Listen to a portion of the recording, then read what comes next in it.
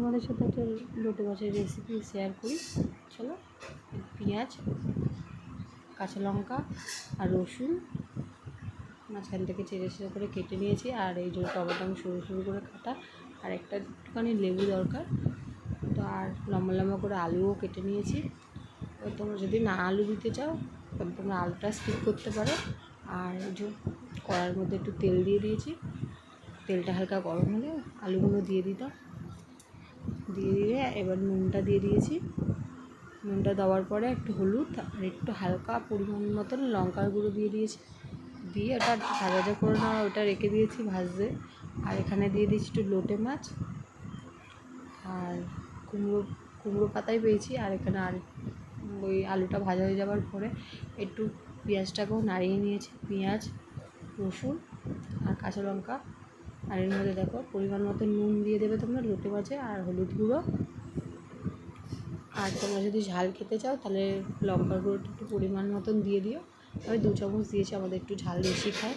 আর এর মধ্যে জিরের গুঁড়ো আর ধনের গুঁড়ো দিয়েছি। আর এর মধ্যে ম্যারিনেট করার পরে একটু সর্ষের তেল ওপর দিয়ে ছড়িয়ে দিয়েছি। দিয়ে লেবুটা দিয়ে দিয়েছি। লেবুটা দিয়ে ভালোভাবে ম্যারিনেট করে নিয়েছি। এবারে দেখো ওর মধ্যে পেঁয়াজের মধ্যে একটুখানি টমেটোটা আর কাঁচা লঙ্কা দিয়ে একটু নাড়িয়ে ছড়িয়ে নিলাম, নিয়ে লাভিয়ে নিয়েছিলাম। তারপরে দেখো পাতার মধ্যে একটু তেল আর একটু হলুদ মাখিয়ে দিয়েছিলাম। আর এই আলুটা ভাজা ভাজা ছিল, সেই আলুটাকে একটুখানি লোটে মাছ দিয়ে মেখে দিয়েছি। এবার পেঁয়াজ হালকা ভাজলাম, মানে হালকা ভাজতে হবে। তো ওটা হালকা ভাজা ছিল, তো ওটা ম্যারিনেট করে নেওয়ার জন্য নিয়েছি। এবার লোটে মাছটাকে দেখো, লোটে মাছটা বাঁধার আগে একটু সর্ষের তেল ওপর দিয়ে একটু ছড়িয়ে দিতে হবে। আর তারপরে মুড়ে দিতে হবে। দেখো মোড়া হয়ে গেছে, সুতো দিয়ে মুড়ে দিয়েছি। আর এটা লো ফ্লেমে একটুখানি গ্যাসটা করে হালকা তেল দিয়ে ওর মধ্যে একটু রসুন কুচি দিয়ে দিতে হবে। রসুন কুচি দেওয়ার পরে একটু বসিয়ে দিতে হবে, লো ফ্লেমেই রাখতে হবে।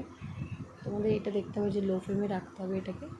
তারপরে তোমরা ঢাকনা দিয়ে দেবে, 15-20 মিনিট পরে উল্টে দেবে। তো আমি উল্টে দিয়েছিলাম, উল্টে দেওয়ার ভিডিওটা দেখাতে পারিনি। ওটা উল্টে দিয়েছিলাম 15 মিনিট পরে।